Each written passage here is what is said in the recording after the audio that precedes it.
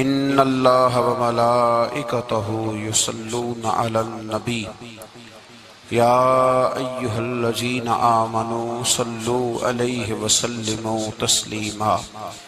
الصلاۃ والسلام علیک یا سیدی یا رسول اللہ وعلی آلک واصحابک یا سیدی یا حبیب اللہ۔ الصلاۃ والسلام علیک یا سیدی یا نبی اللہ وعلی آلک واصحابک یا سیدی یا نور اللہ۔ اللہم صلی علی سیدنا و مولانا محمد معدن الجود والکرم وآلہ وبارک وسلم۔ حمد و صلاۃ کے بعد عالم اسلام کی تاریخ کا بہت بڑا دن 17 رمضان مبارک، جس دن اسلام کا سب سے پہلا معرکہ کفر کے ساتھ پیش آیا اور اس کو معرکہ بدر اور غزوہ بدر کہا جاتا ہے۔ اس کو قرآن مجید نے یوم الفرقان بھی کہا ہے، فرق کرنے کا دن۔ یہ وہ پہلا معرکہ ہے جس کی دھاک کفر کے سینے پہ ایسی بیٹھی ہے کہ آج تک عالم کفر بدر کی للکار سے کانپتا ہے۔ ڈاکٹر اقبال نے امت مسلمہ کو ایک مشورہ دیا ہے۔ اس نے کہا ہے کہ شرط یہ ہے کہ فضائے بدر پیدا کر، فضا پیدا کر بدر جیسی، فضائے بدر پیدا کر، فرشتے تیری نصرت کو اتر سکتے ہیں گردوں سے کتار اندر کتار اب بھی۔ اور اسی مضمون کو دوسرے رنگ میں اقبال کہنے لگے، تو آج بھی ہو اگر ابراہیم کا ایمان پیدا، آگ کر سکتی ہے انداز گلستان پیدا۔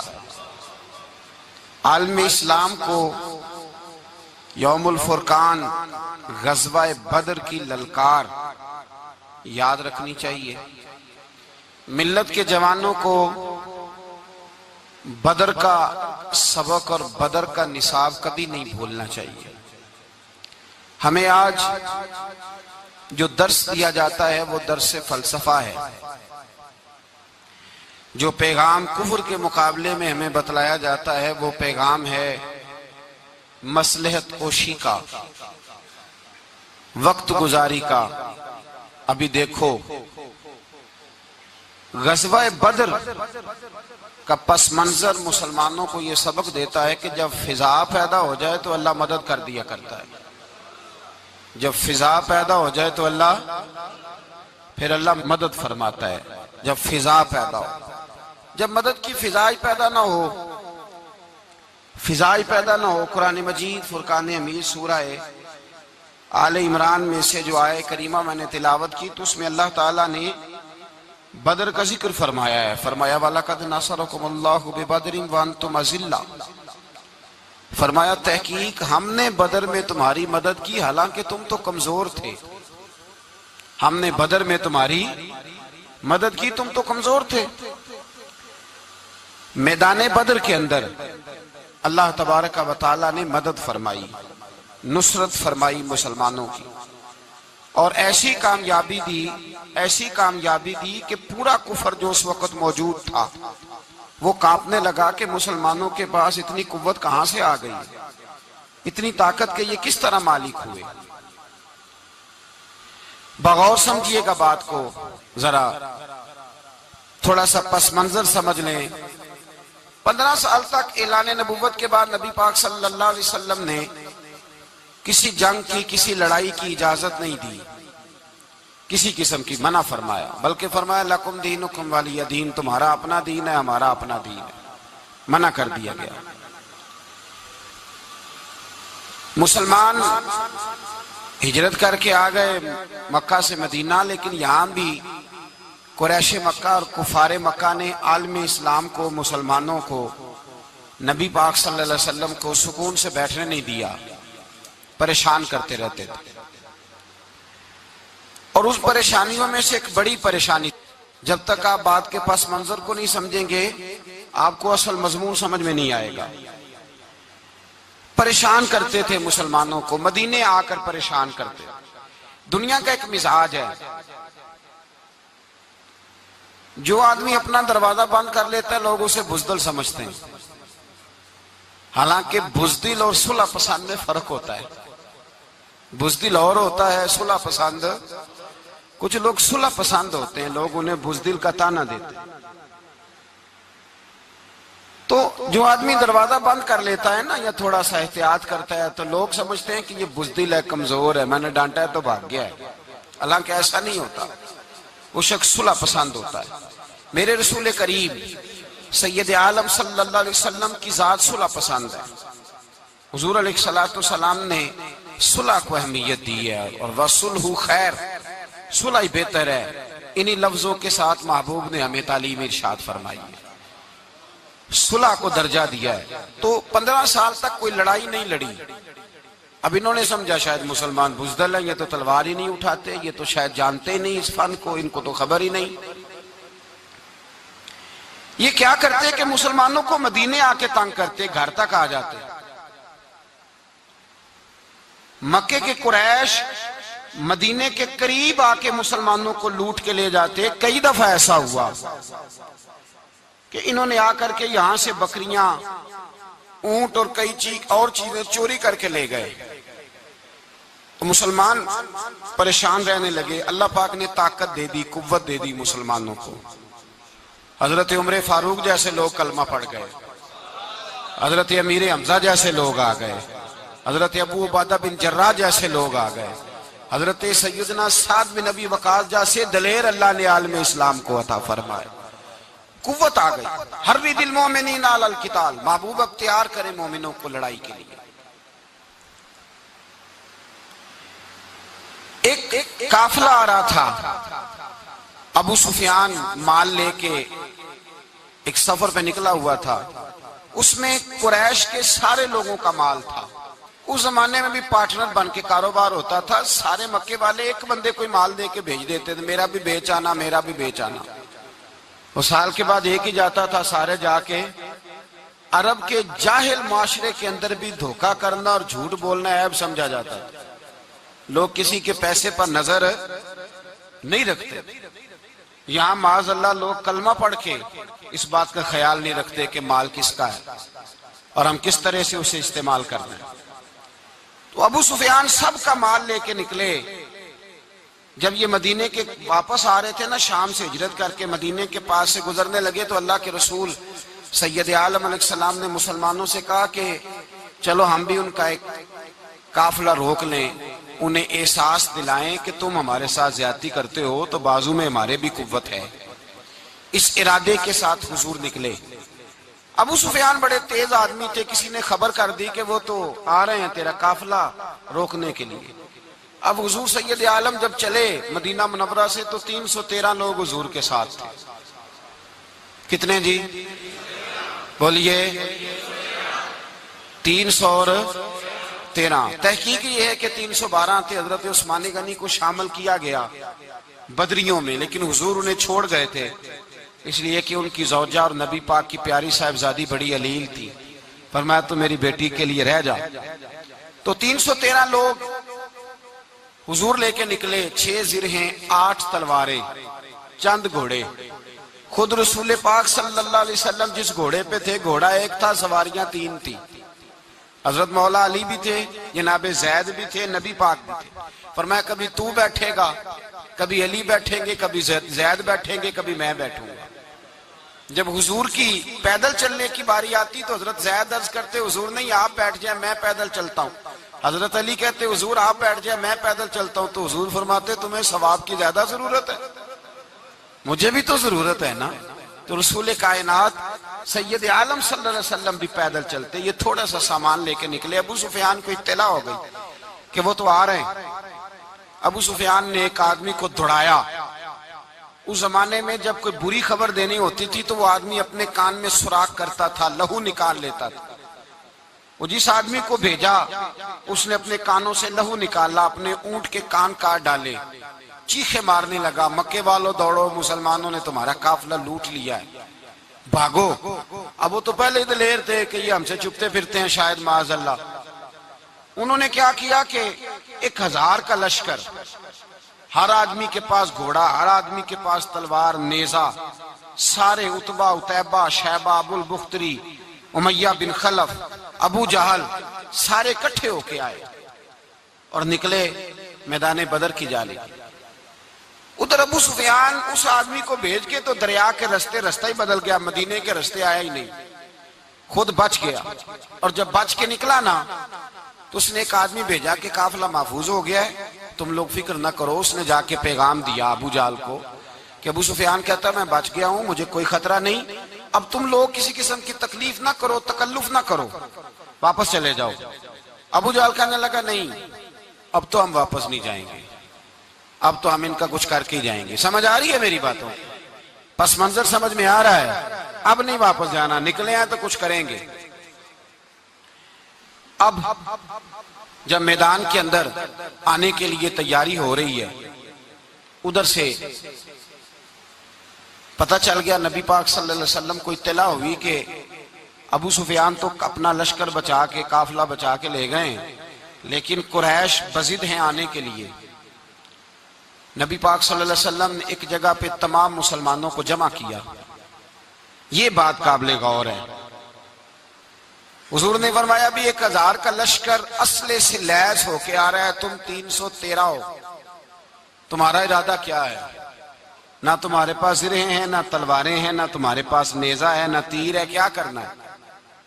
صحابہ کرام علیہم رضوان فرماتے ہیں جب نبی پاک صلی اللہ تعالی علیہ وسلم نے مشورہ لیا نا تو سب سے پہلے جو شخصیت اٹھی وہ حضرت ابوبکر صدیق کی ذات تھی۔ جناب صدیق اکبر اٹھے، عرض کرنے لگے محبوبہ بات ہی کوئی نہیں، آپ حکم کریں، ہم تو بڑی دیر سے تیار بیٹھے۔ حضرت عمر کہنے لگے حضور میں تو تھک گیا ہوں انتظار کر کر کے۔ اور شیر خدا مولا کائنات علی المرتضیٰ رضی اللہ تعالیٰ عنہ کہنے لگے محبوبہ زنگ لگ گیا میری تلوار کو، زنگ لگ گیا، کوئی موقع ملے دیواریں ہلتی رہتی ہیں اور در کانپ جاتا ہے، علی کا نام سن کے اب بھی خیبر کانپ جاتا ہے۔ فرمایا حضور زنگ لگ گیا، مہربانی کریں، جلدی کریں، ہم تو تیار بیٹھے۔ حضور نے پھر توجہ کی، نبی پاک صلی اللہ تعالی علیہ وسلم نے پھر توجہ کی، تو یہ تو سارے وہ بول رہے ہیں جو میرے ساتھ مکے سے آئے ہوئے ہیں، مدینے والے بھی تو بولے نا۔ تو مدینے والوں میں سے حضرت مقداد اٹھے، حضرت مقداد رضی اللہ تعالیٰ عنہ، اور اٹھ کے عرض کرنے لگے یا رسول اللہ آپ کا اشارہ ہماری جانب ہے؟ حضور نے فرمایا ہاں تمہاری جانب ہے۔ تو کیا خوبصورت جواب ہے، اور کیا انداز تکلم ہے، اور کیا گفتگو بے حسن ہے، اور کیا پس منظر ہے، اور کیا دلیل ہے، اور کیا تاریخ کا مطالعہ ہے۔ حضرت مقداد کہنے لگے یا رسول اللہ ہم کوئی حضرت موسیٰ علیہ السلام کی قوم نہیں کہ آپ سے کہیں گے آپ لڑے یا آپ کا خدا لڑے۔ یا رسول اللہ ہم خشکیوں میں بھی لڑیں گے، دریاؤں میں بھی لڑیں گے، ہم خشکیوں دشت تو دشت ہیں، صحرا بھی نہ چھوڑے ہم نے، اور بحر ظلمات میں دوڑا دیے گھوڑے ہم نے۔ کہا حضور ہم وہ نہیں ہیں کہ جو آپ سے کہیں گے آپ لڑیں اور آپ کا خدا لڑے، ہم تو تیار ہیں، آپ جلدی کریں۔ پھر حضرت سعد اٹھے، سعد بن عبادہ رضی اللہ تعالیٰ عنہ اٹھے اور کیا خوبصورت عرض کیا، کہا یا رسول اللہ کس سے لڑنا ہے؟ حضور بولیے ذرا یا رسول اللہ۔ حضور نے فرمایا قریش مکہ سے۔ تو صحابی کا وجد دیکھیے گا، انداز دیکھیے گا، کہنے لگے حضور سنا ہے جن نظر نہیں آتے، دیو نظر نہیں آتے، سنا ہے دکھائی نہیں دیتے، محبوبہ حکم کرے میں تو جنوں سے بھی لڑنے کے لیے تیار ہوں، میں تو ان دیکھی جگہوں پہ تلواریں چلا جاؤں گا، نبی کا حکم ہو تو کود جائیں ہم سمندر میں، جہاں کو محو کر دے نعرہ اللہ اکبر میں۔ یا رسول اللہ حکم کریں کس سے لڑنا ہے؟ میرے نبی پاک خوش ہو گئے، حضور خوش ہوئے، چہرے پہ مسکراہٹ دوڑی، فرمایا تم پر کوئی غلبہ پا ہی نہیں سکتا۔ فرمایا چلو اب اٹھو چلیں، نہ تلواریں ہیں، نہ گھوڑے ہیں، نہ کوئی شے ہے، نہ پاس اسلحہ ہے، نہ کوئی بظاہر طاقت ہے۔ حضور اٹھے تو ایک ننھا مجاہد حضرت سعد بن ابی وقاص کے چھوٹے بھائی عمیر بن ابی وقاص قد چھوٹا، حضور نے فرمایا سعد چلے عمیر رہ جائے، سعد چلے اور عمیر یہ چھوٹے ہیں۔ حضرت سعد کہتے ہیں میری عمر ابھی اس وقت تھوڑی تھی، میں 16-17 سال کا جوان تھا، تو بھائی اس سے بھی چھوٹے تھے، فرمایا تو رہ جا۔ اللہ اکبر۔ تو کہتے ہیں دیکھو عمر دیکھو، اور منانے کا انداز کیا ہے، جا رہے ہیں جہاد کے لیے، تو بچہ رو نہیں پڑتا گھر میں۔ حضرت عمیر رونے لگے، کہنے لگے نہیں نہیں میں نے بھی جانا ہے۔ رونا کہاں جانا ہے بھائی؟ کوئی کھیلنے جا رہے ہیں، کوئی کھیلنے جا رہے ہیں، سیر کو جا رہے ہیں، کوئی جو ہے وہ کسی تفریح کے لیے نکل رہے ہیں، نہیں میں نے بھی جانا ہے۔ حضور نے فرمایا بیٹے تلواروں کی چھاؤں میں جا رہے ہیں، وہاں گرجدار آوازیں ہوں گی، وہاں سینے کٹیں گے، گردنوں پہ ضرب لگے گی۔ تو حضرت عمیر بن ابی وقاص نے نا اپنی ایڑیاں اٹھا لی، پنجوں کے بل کھڑے ہو گئے، کہنے لگے سونیا میں گردن کٹانے کو تیار ہوں۔ تو حضور نے فرمایا تیرا بڑا بھائی چلا جو ہے۔ حضرت عمیر کہنے لگے حضور قد میں بڑا ہے، طاقت میں نہیں بڑا، قد میں بڑا ہے طاقت میں۔ کہا یہ قد میں بڑا ہے، جسامت میں بڑا ہے، طاقت میں نہیں بڑا۔ حضور نے فرمایا کیسے پتا چلے گا؟ کہا حضور کشتی کرا لیں، کشتی کرا لیں۔ چشمے فلک نے عجیب نظارے دیکھے، محبوبہ کشتی کرا لیں۔ حضور نے فرمایا کرو کشتی، کرا لیتے ہیں، کرو کشتی۔ کشتی شروع ہوئی تو سبحان اللہ کیسی عجیب اور منفرد کشتی ہے۔ حضرت سعد بن ابی وقاص رضی اللہ تعالیٰ عنہ کہتے ہیں میرا بھائی پہلوان کشتی سے پہلے گلے ملتے ہیں نا، تو کہتے ہیں گلے ملنے آئے تو حضرت عمیر میرے کان میں کہنے لگے تیرا تو نمبر لگ ہی گیا ہے، اور محبوب جسے قبول کر لے پھر اسے درگزر، اسے رد نہیں کرتے، تیرا تو لگ گیا ہے، تو یار چل تھوڑی دیر کے لیے گر جا بھائی، جو ہوا چل تھوڑی دیر کے لیے گر جا، میں بھی سلیکٹ ہو جاؤں گا، تیرا کیا بگڑے گا۔ قربان جائیں امام زرقانی کہتے ہیں نبی پاک کی آنکھوں میں آنسو آ گئے، حضور نے بات سنی تو رو پڑے، فرمایا ہم پر بھی کوئی غلبہ پا سکتا ہے؟ جس قوم کے 14 سال کے بچے لڑنے کو تیار ہوں انہیں کوئی گرا سکتا ہے؟ تو فضائے بدر پیدا کر، فرشتے تیری نصرت کو اتر سکتے ہیں گردوں سے، کتار اندر کتار۔ اب بھی تھوڑی دیر کے لیے بھائی آپس میں لڑے، گتھم گتھا ہوئے، پھر بڑا گر گیا، چھوٹا پشت سینے پہ سوار ہو گیا۔ میرے رسول پاک نے فرمایا چلو بھئی تمہارا دونوں کا جانا ہی مقبول ہو گیا ہے، چلو۔ یہ انداز تھا نہتے 313 بشر شوق شہادت میں۔ نہتے اس کو کہتے ہیں جس کے پاس اسلحہ نہ ہو۔ نہتے 313 بشر شوق شہادت میں نکل آئے تھے میدان میں محمد کی قیادت میں، نہ تیگ و تیر پہ تکیا، نہ خنجر پر نہ بھالے پر، بھروسہ ہے تو ایک سادی سی کالی کملی والے پر، بھروسہ ہے تو ایک سادی سی کالی، زیادہ مہنگی بھی نہیں، سادی سی کالی کملی والے پر، بھروسہ ہے تو ایک سادی سی کالی کملی والے پر۔ میرے مصطفیٰ کریم علیہ السلام کا لشکر میدان کی جانب، ادھر کفار جوش و خروش سے طے پایا رستے میں۔ ابو جہل نے کہا کہ روز ایک سردار اونٹ ذبح کرے گا، گانے گانے والی عورتیں گانے گائیں گی، بدر کی فضا دیکھ لیں، گانے والی گانے گائیں گی، روز ایک اونٹ ذبح ہوگا، شراب کے دور چلیں گے معاذ اللہ، اور مسلمانوں کے خلاف جوش پیدا کیا جائے گا۔ ادھر کھانے کے لیے شے کوئی نہیں، کوئی طاقت نہیں، تو یہاں کیا ہوگا؟ میرے حبیب نے فرمایا راتوں کو سجدے کریں گے، دن کو اٹھ کے اللہ اکبر کے نعرے لگائیں گے۔ یہاں عبادتیں ہیں، ریاضتیں۔ میرے رسول کریم سید عالم صلی اللہ تعالی علیہ وآلہ وسلم سے پہلے کفار پہنچ گئے، انہوں نے پہنچ کر بدر کے میدان میں قبضہ کیا، جہاں کنویں تھے سب پہ قبضہ کر لیا، جو زمین خشک تھی ریتلی تھی وہ چھوڑ دی، اور جو زمین ہموار تھی اس پہ قبضہ کر لیا۔ جب نبی پاک صلی اللہ علیہ وسلم تشریف لے کر کے گئے تو ریتلی زمین، تپتی ہوئے صحرا، 17 رمضان کا دن، صحابہ نے روزے رکھے ہوئے صحابہ نے کیا کیا ہوا ہے؟ کیا کرنے گئے؟ پکی گل لے تو یہ بولے تھوڑے ہو نا، میں کہ شاید کچھ حق ہوئے۔ کیا کرنے گئے تھے؟ روزہ رکھ کے۔ اللہ خیر ہی کرے، ہمارے یہاں تو روز نیا بہانا ہوتا ہے، کہتے میں کام تے جانا، میرا تو نہیں نہ بنتا، روز نیا بہانا ہے، کہتے نہیں میں تو مزدور آدمی ہوں۔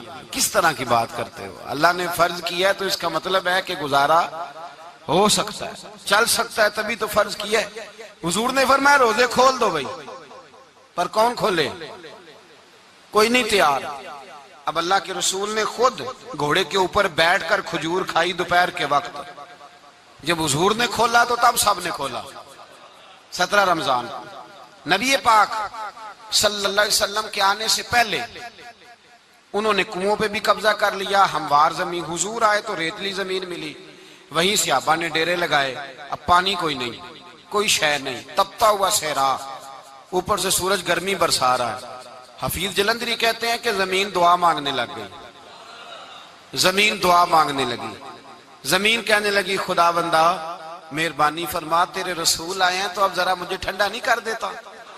حفیظ جلندری کا نظریہ ہے، وہ کہتے ہیں زمین دعا مانگنے لگی، زمین کہنے لگی مولا تیرے حبیب کے قدم جب میری اس خاک پہ آئے، الہی حکم دے سورج کو اب نہ آگ برسائے۔ زمین کہتی ہے تیرے حبیب کے قدم جب میری اس خاک پہ آئے، الہی حکم دے سورج کو اب نہ آگ برسائے۔ میرے دامن سے گر ان کو ہوائے گرم آئے گی تو مجھ کو رحمت للعالمین سے شرم آئے گی۔ میرے دامن سے گر ان کو ہوائے گرم آئے گی تو مجھ کو رحمت للعالمین سے، زمین کہنے لگی مجھے شرم آئے گی کہ محبوب آئے ہیں اور میں یا اللہ مہربانی کر۔ حفیظ جلندری ویسے تو حضور کی دعا، صحابہ کی دعا، سب کی بات ہے، وہ کہتے ہیں زمین نے دعا مانگی، جب دعا مانگی تو اللہ نے بارش عطا کر دی۔ حضور نے فرمایا لو بھی حوض بنا لو، پانی بھر لو۔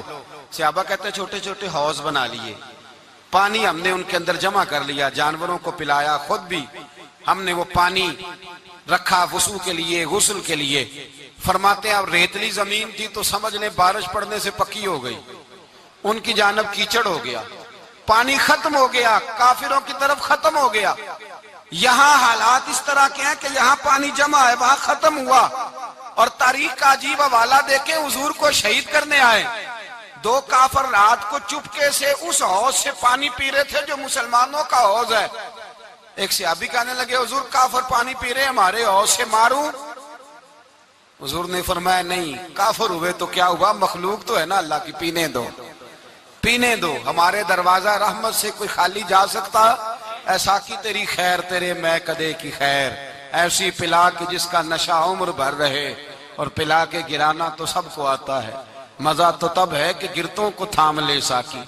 کہا نہیں، پینے دو انہیں۔ میرے رسول کریم سید عالم صلی اللہ علیہ وسلم نے میدان بدر میں پڑاؤ کیا، کافر ساری رات دندناتے رہے، شور کرتے رہے۔ جاسوسی کا ایک معیار ہوتا تھا، اب تو فوجوں کی وردی ہوتی ہے، پہچانے جاتے ہیں فوجی کس ملک کے ہیں، کس علاقے کے ہیں، کس جگہ سے ان کا تعلق ہے۔ اس زمانے میں کوئی وردی نہیں ہوتی تھی، ہر قبیلے کا آدمی ہوتا تھا تو لوگ گھس جاتے تھے، جاسوسی آسان ہوتی۔ آئے رات کا وقت ہے تو کچھ جاسوس بھیجے ابو جہل نے، کہا پتہ کر کے آؤ بندے کتنے، اسلحہ کتنا ہے، جوان کتنے، بوڑھے کتنے، ان کا انداز کیا ہے، سارا معلومات کر کے آؤ۔ کفر کی جو معلومات ہیں اس پر ذرا غور کریں۔ اب وہ شخص آیا، جا کے ابو جہل سے کہنے لگا 313 ہیں، 6 زر ہیں اور 8 تلواریں، کوئی کھانے پینے کا سامان نہیں، اور کچھ بچے بھی ہیں، کچھ بوڑھے بھی ہیں، عمیر بن ابی وقاص بھی ہیں، ابو عبیدہ بن جراح جیسے بوڑھے بھی ہیں، کچھ لمبا چوڑا انتظام کوئی نہیں۔ ابو جہل بڑا کھل کھلا کے ہنسا، جاسوس واپس آئے نا تو کھل کھلا کے ہنسا، کہنے لگا اس طرح کرو کہ جنگ کرنے کی ضرورت نہیں، انہیں نا صبح سب کو گھوڑوں کی پشتوں پہ باندھ کے نا تو لے چلتے ہیں مکے، وہاں جا کے دیکھیں گے ان کا کیا کرنا ہے، ان کو باندھ لو گھوڑوں کی اونٹوں کی پشتوں پر تو وہاں جا کے دیکھیں گے۔ جب یہ بات کی تو جاسوس کہنے لگا ٹھہر جا، پوری بات تو سن لے، میری پوری سن تو لے، تبصرہ تو نہیں شروع کر دی ہے۔ اس نے کہا چل سنا پوری۔ اس نے کہا ہے 313 پر سارے سر پہ کفن باندھ کے آئے ہوئے ہیں 313 پر بچے سے لے کر بوڑھے تک، میں جس کو پاس بھی گیا ہوں وہ مصلی پہ بیٹھا ہے اور شہادت کی دعا مانگ رہا ہے. مصلی پہ شہادت ہے مطلوب مقصود مومن، نہ مال غنیمت نہ کشور کشائی ہے تھوڑے، پر آئے مرنے ہیں، جان دینے آئے ہیں، واپس جانے کا ارادہ کوئی نہیں کسی کا بھی. آئے سارے حضور کے نام پر قربان ہونے. ابو جہل ساری رات شراب پیتا رہا، مغویہ گانے گانے والی عورتیں ساری رات گانے گاتی رہیں، اور ادھر انداز بڑا نرالا ہے. حضرت ابو بکر صدیق رضی اللہ تعالیٰ عنہ فرماتے ہیں کہ صحابہ نے مشورہ کیا کہ نبی پاک صلی اللہ تعالیٰ علیہ وسلم کی طرف سب سے پہلے توجہ کریں گے کافر. حضور کے لیے کسی محفوظ جگہ کا بندوبست کیا جائے. ایک چھپر، ایک عریش، ایک جھونپڑی پہاڑ کے اوپر بنا دی گئی حضور کے لیے. مولا علی شیر خدا خود فرماتے ہیں، کہتے ہیں سب سے مشکل کام اس جھونپڑی کی حفاظت کرنا تھا، اس چھپر کی عریش کی جس میں حضور تھے. جب نبی پاک نے فرمایا نا میرا پہرا کون دے گا، تو کہتے ہیں ابو بکر صدیق تلوار لے کے کھڑے ہو گئے، کہنے لگے سونیا ضرورت ہی کوئی نہیں، میں جو حاضر ہوں. تو حضرت علی فرمایا کرتے تھے بتاؤ جو فرعون کے سامنے کھڑے ہوئے وہ زیادہ دلیر تھے یا ابو جہل کے سامنے جو کھڑے ہوئے دلیر ہیں؟ تو حضرت ابو بکر صدیق فرماتے میں پہرے پہ تھا. کافر شرابیں پی رہے تھے اور نبی پاک ساری رات عبادت کرتے رہے. ساری رات حضور نے رو کے گزار دی. کہا اے اللہ، کیا لفظوں میں حسن ہے، کہ اے اللہ میرے پاس یہ 313 کل تھے میں لے کے آ گیا ہوں، اگر آج یہ ختم ہو گئے تو بتا قیامت تک کون تیری عبادت کرے گا. اے اللہ یہ 313 ہی تھے جو میں لے آیا، مہربانی فرما. ساری رات دعا ہوتی رہی، ساری رات حضور دعا کرتے رہے. پہلے حکم آیا کہ 1000 فرشتہ بھیجا ہے، پھر آیا محبوب چل 3000 بھیجے، پھر اللہ نے کہا محبوب میں نے 5000 بھیجے ہیں. حضرت علامہ ہزاروی کہا کرتے تھے کہ نہیں، رب کریم نے فرمایا 5000 بھیجے ہیں، تو محبوب نے کہا نہیں مولا اس طرح نہیں، میرے فرشتے نہ بھیج، تیرا وعدہ تھا میں بھی آؤں گا، تیرا وعدہ تھا میں بھی آؤں گا. اور وہ اپنے انداز میں فرمایا کرتے تھے سانو کل کے وچ میدان بدر تے آپوں بہ رہے ہیں یار کنارے تے تیرا وعدہ تھا میں بھی آؤں گا. تو پھر حکم ہوا قرآن میں انی معکم محبوب میں بھی تیرے ساتھ ہی ہوں، محبوب میں بھی تیرے، خدا خود میر مجلس بود. سارے بولیے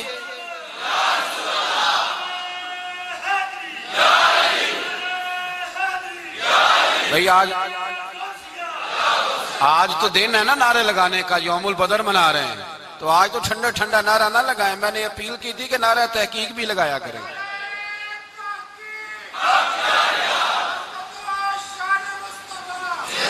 تو بھائی یہ یاد رکھیں، سمجھے اس بات.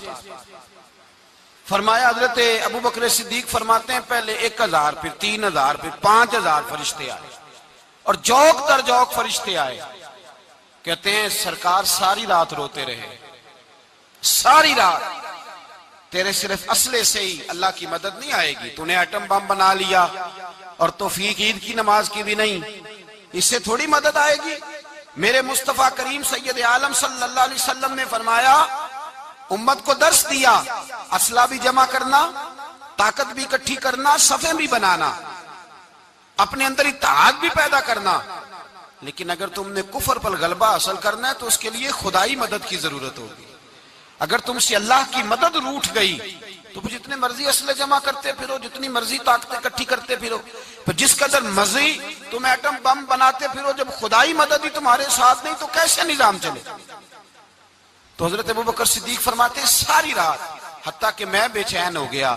حضور سجدے میں تھے تو میں حضور کے اوپر لیٹ گیا. میں نے کہا محبوب بس کریں، اٹھ کے دیکھے تو صحیح میرے اللہ نے کتنی مدد نازل فرما دی ہے. صبح رسول پاک تشریف لائے. صحیح مسلم، ابو داؤد، کتابوں کے نام یاد رہیں گے. حضرت انس بن مالک حدیث کے راوی ہیں، کہتے ہیں حضور اٹھے اور ایک دن پہلے چھڑی لے کے میدان میں آئے. ایک دن پہلے اٹھے. دیکھو میرے محبوب کے علم کی شان. میرے اعلیٰ حضرت فرماتے ہیں اور کوئی غیب تم سے نہا ہو بھلا جب خدا ہی نہ چھپا رہا. اور کوئی غیب تم سے نہا ہو بھلا جب خدا ہی نہ چھپا رہا. تم پر کروڑوں درود. اور ہمارے ایک شیخ تھے علامہ تحسین رضا صاحب رحمۃ اللہ علیہ، ان کا بڑا خوبصورت شعر ہے.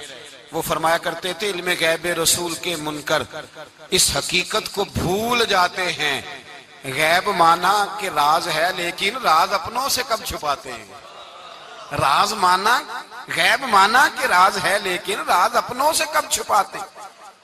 ایک دن پہلے حضور میدان میں آئے، صحیح مسلم کی حدیث، اور محبوب پاک صلی اللہ علیہ وسلم کے دست مبارک میں چھڑی ہے۔ حضرت انس کہتے ہیں حضور میدان میں آئے اور حضور نے لکیر کھینچی، فرمایا کل یہاں ابو جال مرے گا۔ کب مرے گا؟ یہاں مرے گا۔ فرمایا یہاں عتبہ مرے گا، یہاں عتبہ مرے گا، یہاں ولید مرے گا۔ حضرت انس فرماتے ہیں میری لکیروں پہ نظر تھی، لوگ جنگ لڑتے رہے، میں لکیریں دیکھتا رہا۔ اللہ کی عزت کی قسم جہاں حضور نے چھڑی رکھی تھی، جو مرا وہیں آ کے مرا ہے، جو مرا ہے وہیں آ کے، جو دن کو کہہ دیا دن ہے تو دن نکل آیا، جو شب کو کہہ دیا شب ہے تو رات ہو کے رہی۔ خدا نے ان کی زبان کو وہ اختیار دیا، جو نکلی منہ سے ان کے وہ بات ہو کے رہی۔ فرمایا جہاں حضور نے چھڑی رکھی تھی، جو مرا ہے وہیں آ کے مرا ہے میرے رسول کریم سید عالم صلی اللہ تعالی علیہ وسلم نے اگلے دن صبح اٹھ کے صف بندی بنوائی۔ حضور نے اپنے ہاتھ کے اندر چھڑی لے لی، فرمایا چلو ابھی صفیں سیدھی کرو۔ کیا کرو؟ کرانی چاہیے نا صفیں سیدھی، ہمیں کر بھی لینی چاہیے نا۔ حضور نے فرمایا تم صفیں سیدھی کرو، اللہ تمہارے دل سیدھے کر دے گا۔ تو یہاں سیدھے کرانے والے ہوتے ہیں، کرنے والا۔ اور میرے نبی پاک صلی اللہ علیہ وسلم نے فرمایا جب تم نماز کے لیے صفیں سیدھی کرتے ہو تو رب تو تمہیں دیکھ کے مسکراتا ہے، جو اس کی شان کے لائق ہے۔ حضور صفیں سیدھی کرا رہے تھے۔ حضرت سواد انصاری ایک صحابی تھے، تو پیٹ ان کا بڑا تھا۔ حضور نے چھڑی رکھی، فرمایا پیچھے ہٹ تھوڑا سا، بڑا پیٹ تھا۔ چھڑی لگائی نہ تو کہنے لگے حضور کیوں ماری ہے چھڑی آپ نے مجھے؟ نبی پاک صلی اللہ علیہ وسلم نے فرمایا چل ناراض نہ ہو، بدلہ لے لے۔ کہنے لگے لائیں دے بدلہ۔ حضور نے چھڑی پکڑائی تو کہنے لگے کپڑا ہٹائیں۔ حضور نے کپڑا ہٹایا تو جسم اقدس چومنے لگے، کہنے لگے محبوبہ پتہ نہیں تھوڑی دیر کے بعد کیا بننا ہے۔ میں نے کہا جاتی جاتے بوسے لے لوں حضور، بوسے لے لوں جاتے جاتے مصطفیٰ کریم۔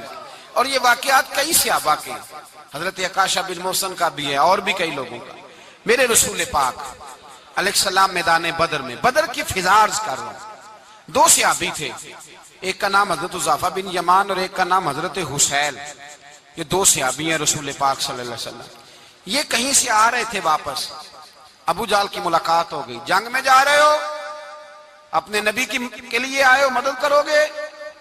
انہوں نے کہا نہیں ہم تو ویسے ہی آ رہے تھے۔ ابو جال نے کہا اگر ویسے ہی آ رہے تھے تو ٹھیک ہے جاؤ، وعدہ کرتے ہو لڑو گے تو نہیں؟ کہا نہیں لڑیں گے۔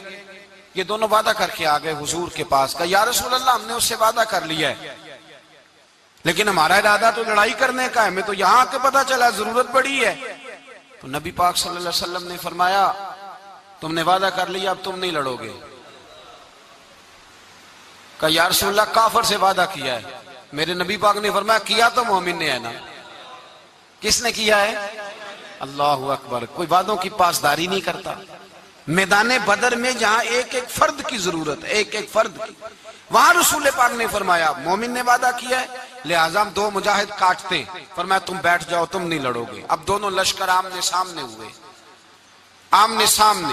سب سے پہلے آنے والوں میں سے ادھر سے ولید آیا، عتبہ آیا، اس کا بھائی شیبہ آیا، یہ تین آئے۔ کہنے لگے حضور ہمارے مقابلے میں بھیجے۔ نبی پاک نے انصار میں سے بھیجا، کہنے لگے یہ نہیں ہمیں چاہیے، ہمارے مقابلے میں قریشی اور ہاشمی بھیجو۔ برادری کا بڑا شوق تھا نا قریشی۔ حضور نے فرمایا چلو تمہارا جلدی مرنے کا ارادہ ہے تو بھیج دیتے ہیں، ٹھیک ہے تمہارے پائے کے بھیج دیتے ہیں۔ حضور نے فرمایا چلو امیر حمزہ اٹھو۔ حضرت امیر حمزہ اسد اللہ و رسولہ اٹھ کے کھڑے ہو گئے، فرمایا چلو علی آپ بھی اٹھو۔ شیر خدا تو یوں اٹھے کہ جیسے پہلے سے ہی کھڑے تھے۔ حضور نے فرمایا چلو ابو عبادہ بھی اٹھے، تینوں صحابی اٹھے۔ حضرت عبادہ ذرا بوڑھے تھے، ان کے لیے تھوڑا مشکل ہوا دشمن کو سنبھالنا، باقی تو دونوں نے کاٹ کے رکھ دیے دشمن۔ اور حضرت علی رضی اللہ تعالیٰ عنہ نے دیکھا نا جناب عبادہ ذرا زخمی ہو گئے، دشمن ان کا بھاری ہو رہا تو دوڑے گئے، مارا حضرت عبادہ کا دشمن بھی مارا، اور جناب ابو عبادہ کو کندھوں پہ اٹھا کے در رسول پہ لے گئے۔ کہنے لگے سونیا یا رسول اللہ آپ کے دشمن میں مار آیا ہوں، غلام بچا کے لے آیا ہوں، یہ میں لے آیا ہوں آپ کی، یہ شان ہے حضرت علی شیر خدا کرم اللہ۔ اب جنگ کا نکارہ بجا، کہاں 1000؟ ایک مورخ کہنے لگا نہیں پورا 1000 نہیں تھا، 950 تھا۔ میں کہا چل تو 900 کر لے یار، اس میں کون سی حرج والی بات ہے، پھر بھی 900 اور 300 کا کیا مقابلہ۔ اور پھر اسلحے سے لیس 1000 کا لشکر، میرے رسول کائنات سرور عالم صلی اللہ علیہ وسلم جب جنگ چھڑی، امیہ بن خلف بڑا مارتا تھا حضرت بلال کو، جناب بلال کے قابو ہی آ گیا، حضرت بلال کے قابو آ گئے، کہنے لگا معافی مل جائے گی، معافی مل جائے گی، معافی مل جائے گی، دوڑنے لگا۔ حضرت عبد الرحمن بن عوف کہنے لگے بلال جب کوئی معافی مانگے تو دے دینی چاہیے، فرمایا سب کو دینی ہے، اس ظالم کو نہیں دینی۔ پکڑ کے مارا جناب سیدنا بلال حبشی رضی اللہ تعالیٰ، پکڑ کے مارا، فرمایا مجھے بڑی سزائیں دیتا تھا۔ اس امت کا فرعون ابو جہل نے ساری زندگی ستایا ہے، 2 چھوٹے چھوٹے بچے معوذ اور معاذ، اور ان کی عمریں 17 سال سے کم بتائی جاتی ہیں، اور حسین لفظ ہیں۔ حضرت عبد الرحمن بن عوف کہتے ہیں دونوں میرے پاس آئے، اور ایک روایت میں یوں بھی انداز ہے، کہتے ہیں ایک بھائی کا قد چھوٹا تھا، تلوار اونچی تھی اس سے، اور آئے، اور یہ لفظ ہیں تاریخ میں محفوظ، آئے آ کے کہنے لگے عبد الرحمن سے چچا ابو جہل کدھر ہے؟ تو میں نے کہا تم نے کیا کرنا ہے؟ ان کا جواب پتہ کیا ہے؟ یہ نہیں کہا کہ دین کا دشمن ہے، یہ نہیں کہا بڑا ظالم ہے اس لیے مارنا ہے، کہا تم کیا کرو گے؟ تو جواب وہ شاہ نامہ اسلام نے اپنے لفظوں میں بیان کیا، کہنے لگے مریں گے۔ زیادہ یہی ہے نا کہ ہم کمزور ہیں، پوچھنے کا سٹائل یہ تھا کہ تم بچے ہو، تم نے کیا کرنا ہے؟ تو پتہ ان کا جواب کیا ہے؟ حفیظ جلندری کہتے ہیں وہ کہنے لگے مریں گے یا ماریں گے ناری کو، سنا ہے گالیاں دیتا ہے وہ محبوب باری کو صلی اللہ علیہ وسلم، کہنے لگے ہمارے نبی کو معاذ اللہ برا کہتا ہے، چھوڑیں گے نہیں، جانا ضرور ہے، اگر اسے مار نہ سکے تو مار کے تو آ جائیں گے نا، جانا ضرور ہے۔ تو کہتے ہیں ہم نے اشارہ کیا، میں نے کہا وہ گھوڑے پہ جا رہا ہے وہ دیکھو، کہتے ہیں بس چھلانگے لگاتے دوڑے، بھاگے گئے، ایک نے اچھل کے تلوار ماری، دوسرے نے بھی گرایا، تیسرے نے بھی زخمی کیا۔ ابو جہل نے تلوار ماری تو ایک بھائی کا بازو کٹ گیا، بازو کٹ گیا تو ہلکا سا گوشت لٹک رہا تھا، اس نے پیر رکھ کے گوشت بھی جدا کر دیا اور کاٹا ابو جہل کو۔ جب نیچے گرا تو اب عبداللہ ابن مسعود آئے، دیکھا کچھ جان باقی ہے، رسی جل گئی، بال نہیں گئے۔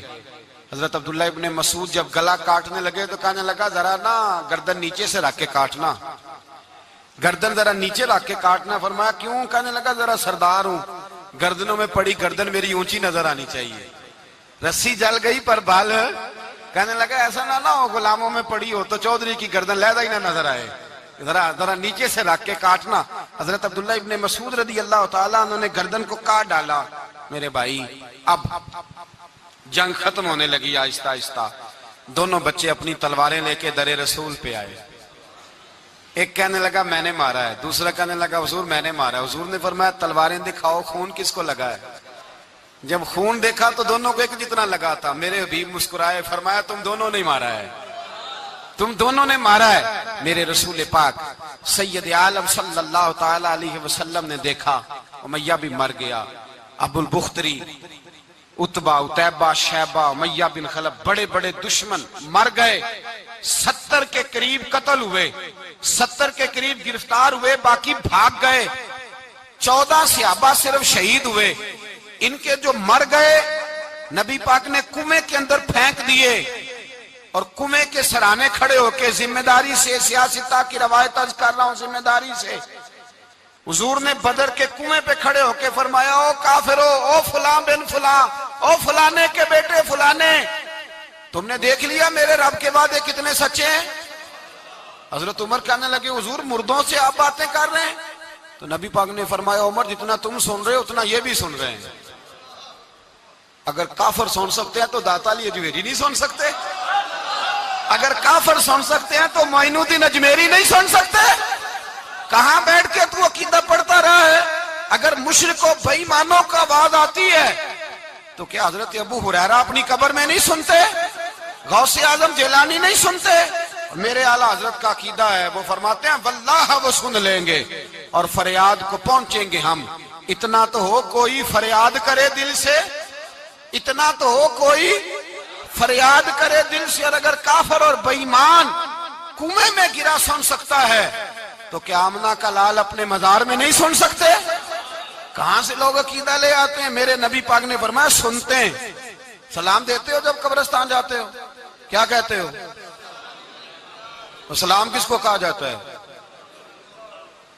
اس کو کہا جاتا ہے جو وعلیکم السلام کہے. اس کو کہا جاتا ہے جو وعلیکم السلام کہے. او بھائی سنو, میرے رسول پاک سید عالم صلی اللہ تعالی علیہ وآلہ وسلم نے کہا دیکھا تم نے میرے رب کا وعدہ کتنا سچا ہے. یہ کہہ کے میرے رسول پاک آئے, ایک آدمی کو پہلے بھیجا, فرمایا جاؤ جا کے خوشخبری دے دو, اللہ نے فتح دے دی ہے, خوشخبری دو. پھر حضور آئے. ان گرفتار ہونے والوں میں حضور کے اپنے داماد ابو العاص بھی ہیں, حضور کے چچا جناب عباس بھی ہیں, وہ بھی ہیں, اور بھی کئی لوگ ہیں. گرفتار ہونے والے آئے. حضرت انس کہتے ہیں آدھی رات کا وقت تھا. جب ان کو لایا گیا نا گرفتار کرنے والوں کو مدینے, تو صحابہ کو غصہ ہی بڑا تھا, کس کس کے رسیاں باندھ دی. حضرت بلال کی ڈیوٹی تو ذرا زور زور سے باندھتے تھے, زور زور سے, ذرا تگڑی کر کے. بڑا ستایا تم لوگوں نے, زور زور سے. کہتے ہیں آدھی رات کا وقت ہوا, میں مسجد میں آیا تو حضور کو بے چینی سے ٹہلتے دیکھا مسجد میں. تو میں نے کہا حضور کیا ہوا؟ یہ سونے کا وقت تھا, آپ کے آرام کا, تھکے ہرے آئے تھے. تو حضور نے فرمایا تم نے رسیاں زور سے باندھ دی ہیں, وہ ہائے ہائے کرتے ہیں, مجھے نیند نہیں آتی. نیند حضور وہ دشمن ہے, وہ آپ کا دشمن ہے. فرمایا وہ میرے دشمن ہے, پر میں تو رحمت للعالمین ہوں. ذرا ڈھیلی کر دو, سو جائیں تو میں بھی سو جاؤں. سویرے حضور نے صحابہ کو بلایا, فرمایا ان کا کرنا کیا ہے؟ حضرت عمر کا مشورہ سنو. حضرت عمر کہنے لگے حضور جو میرے رشتہ دار ہیں میرے حوالے کرے, پہلے میں ان کی گردنیں کاٹوں. جو ابو بکر کے ہیں اس کو ان کی گردنیں کاٹے, جو عثمان کے ہیں علی کے ہیں ان کو دو, سب کو کاٹیں, اپنے اپنے رشتہ داروں کو. میرا جو ہے میں اپنے ہاتھوں سے اسے ذبح کروں گا. میرے نبی کی دشمنی کرتا ہے. حضور نے فرمایا عمر تیرا فیصلہ ذرا تگڑا ہے, تھوڑا نرم چاہیے. حضرت ابو بکر صدیق کو بلایا, فرمایا تیرا کیا ارادہ ہے؟ حضرت ابو بکر کہنے لگے حضور کچھ فدیہ لے لیں, ان پہ رحم کریں, مجھے لگتا ہے بہت سارے کلمے پڑ جائیں گے, کچھ مہربانی کریں, ان پہ شفقت کریں. حضور نے فدیہ تعین کر دیا, فرمایا اتنے اتنے پیسے دو, جاتے جاؤ. کچھ نے کہا ہم غریب ہیں, فرمایا تم مسلمانوں کے 10 بچوں کو حساب کتاب سکھا دو, تمہیں چھٹی. کچھ نے کہا جی ہمیں یہ بھی نہیں آتا, فرمایا تم ویسے ہی آزاد ہو جاؤ. بہت ساروں پہ مہربانی کی. حضرت عباس کھڑے ہوئے حضور کے سامنے, چچا. تو نبی پاک نے فرمایا چاچا وہ لاؤ فدیہ. کہنے لگے بھتیجے میرے پاس تو کچھ بھی نہیں, کوئی شے نہیں. تو حضور نے فرمایا چاچا وہ جس دن تم آ رہے تھے کمرہ کا دروازہ اندر سے بند کر کے اتنی بڑی سونے کی اینٹ میری چاچی کو دی تھی, کہا اگر میں بچ کے آ گیا تو ٹھیک ہے, نہ آیا تو تمہارے لیے کافی ہوگی, وہ کدھر ہے؟ خیال آیا. حضرت عباس کانپنے لگے. یہ سن کر حضرت عباس پر راشا ہوا طاری کہ پیغمبر تو رکھتا ہے دلوں کی بھی خبرداری. خیال آیا مسلمان نیک و بد پہچان جاتے ہیں اور محمد آدمی کے دل کی باتیں جان جاتے ہیں. کہنے لگے وہ کدھر ہے؟ تو جناب عباس کہنے لگے محبوبہ وہ تو فدیہ تو میں دوں گا ہی اب, لیکن میں مان گیا ہوں آپ اللہ کے سچے رسول ہیں, اس لیے کہ میرے اور میرے بیوی کے علاوہ کسی کو اس بات کی خبر نہ تھی. اسی جنگ میں حضرت ختیجہ کا وہ ہار آیا جس کا تذکرہ میں پچھلے دنوں کر چکا. اللہ تعالیٰ نے فتح دی. کسی جگہ بھی کوئی تکبر کا لفظ میرے نبی پاک نے بیان نہیں فرمایا. کسی جگہ حضور نے یہ نہیں کہا کہ ہم بڑی دانائی سے لڑے, ہم بڑے دلیر تھے, ہماری صف بندی بڑی سیانی تھی. یہی فرمایا وَلَقَدْ نَصَرَكُمُ اللَّهُ بِبَدْرٍ, اللہ نے ہماری مدد کی, اللہ نے ہماری. میری اور آپ کی زندگی میں جہاں نقص واقع ہوتا ہے نا, وہاں ہم کامیابیاں اپنے کھاتے میں ڈالنے لگتے ہیں تو فضائے بدر پیدا نہیں ہوتی. یاد رکھیں اگر رات کو گانے سنیں گے, شراب کباب کے دور چلیں گے, تو پھر بدر کی فضا پیدا نہیں ہوگی, پھر تو کفر کی فضا پیدا ہوگی. اور اگر رات کو مسلح آباد رہیں گے, میں نے کچھ دن پہلے کہا تھا جمعے میں, صلاح الدین ایوبی جب جنگ لڑ رہے تھے تو ایک بحری بیڑا آ رہا تھا دشمنوں کا اسلحہ لے کے, مسلمانوں کے پاس اسلحہ پہلے کم تھا, تو ایک بحری جہاز اور اسلحہ لے کے آ رہا تھا عیسائیوں کا. تو صلاح الدین ایوبی ساری رات مسجد اقصی میں روتے رہے. سویرے ایک بزرگ ملے تو کہنے لگے، پہلے رات کو بھی ان سے دعا کے لیے کہا، پھر سویرے صلاح الدین کہنے لگے حضور دعا کرنا، مسلمان پہلے ہی کمزور ہیں اور عیسائیوں کا ایک بحری بیڑا اسلحہ لے کے اور آ رہا ہے. تو بزرگ کہنے لگے وہ تو بیڑا غرق ہو گیا ہے، وہ غرق ہو گیا. کہا کہاں غرق ہوا؟ تو کہنے لگے تو ساری رات روتا رہا تو تیرے آنسوؤں میں ہی غرق ہو گیا ہے، تیرے آنسوؤں میں غرق ہو گیا، وہ اب نہیں آئے. کچھ دیر کے بعد خبر مل گئی واقعی ڈوب گیا ہے پانی میں. بھائی جب تو اللہ کو منا لیتا ہے، جب رب کی مدد تیرے آتا ہے، یاد رکھنا زندگی میں کہیں بھی آپ لڑ رہے ہیں، کسی محاذ پر بھی اگر حق آپ کے ساتھ ہے تو پھر اللہ کی مدد آپ کے ساتھ، اور اگر حق آپ کے ساتھ نہیں تو پھر جتنے مرضی ہیلے بہانے کر لیں، وکیل مہنگا کر لیں، جج خرید لیں، پھر آپ دنیا کی ساری سیاست لڑا رہے ہیں، جب حق آپ کے ساتھ نہیں تو پھر رب کی مدد آپ کے ساتھ. آج شام کے اندر روز قتل ہوتا ہے، برما کے مسلمانوں پر زمین تنگ ہے، کشمیر میں اتنا خون بہہ چکا ہے کہ اب شاید کشمیر کی وادی خون پیتی بھی نہیں، اتنا خون بہہ گیا ہے. فلسطین قبلہ اول مسلمانوں کا مسجد اقصی یہودی کے قبضے میں ہے. مسلمان اپنی اپنی اپنی اپنی، اور ظلم کی بات یہ ہے، ظلم کی بات کہ ہم توحید کا اعلان کرنے والے، توحید کے ٹھیکیدار بننے والے سلوٹ کرنے پہ آتے ہیں تو عیسائیوں کو بلا کے کرتے ہیں، یہودیوں کو بلا کے کرتے ہیں. میرے بھائی مسلمان کے پاس اسلحہ بھی ہے، پیسہ بھی ہے، دولت بھی ہے، ہر قسم کا ذخیرہ ہے. ضرورت یہ ہے کہ اسے خدا کی مدد نصیب ہو جائے. اللہ کی مدد جب تھی تو اسلحے کی ضرورت نہ تھی. جب تک خدا کی فضائے بدر پیدا کریں، فضائے بدر پیدا کریں. اگر حق آپ کے ساتھ ہے، اندر خلوص ہے اور آپ لڑ اللہ کے دین کے لیے رہے ہیں، ذاتی اگر نام و نمود ہے، خواہشات ہیں، ذاتی آپ کے مفادات ہیں، تو پھر بڑی جلدی یہ سفر ناکامیوں کا سفر ہو جاتا ہے. فضائے بدر پیدا کریں، رضائے الہی کے لیے میدان میں نکلنے کا جذبہ اپنے دل میں پیدا کریں. بدر کے 14 صحابہ جو شہید ہوئے، وہ 14 صحابہ کو ہم سلام عقیدت پیش کرتے ہیں. ان 14 کے لوگوں کو شاید نام بھی نہ آتے ہوں، لیکن اسلامی تاریخ میں انہوں نے ایسا حسن بھرا ہے، ایسا حسن بھرا ہے کہ کافر آج بھی بدر کے نام سے کامتا ہے. نام نہ بنائیں دین کے معاملے میں، کام کریں. جو کام کرتا ہے اللہ اس کا نام بنا دیتا ہے. کام کریں اور کبھی بھی دین کی نصرت کے لیے جب نکلیں اپنے آپ کو آگے نہ کریں، دین کو آگے رکھیں. بدر والوں نے دین آگے رکھا تھا، اللہ نے انہیں کامیابی دی. جب سے نام آگے رکھنے، آج پوری امت مسلمہ میں صرف صدارت کا چکر ہے، کون ملک آگے لگے گا، کون آگے بڑھے گا. فضائے بدر پیدا ہو جائے گی تو دین آگے رہ جائے گا، شخصیات پیچھے ہو جائیں گی. اور یاد رکھیں نظریات بچیں تو شخصیات بھی باچی جاتی ہیں. نظریہ بچانا بڑا ضروری ہے. میرے اعلیٰ حضرت فرماتے ہیں بے نشانوں کا نشان مٹتا نہیں، مٹتے مٹتے بھی نام ہو ہی جائے گا. تو فضائے بدر پیدا کر، فرشتے تیری نصرت کو اتر سکتے ہیں گردوں سے، کتار اندر کتار اب بھی، اور آج بھی ہو اگر ابراہیم کا ایمان پیدا تو آگ کر سکتی ہے انداز گل.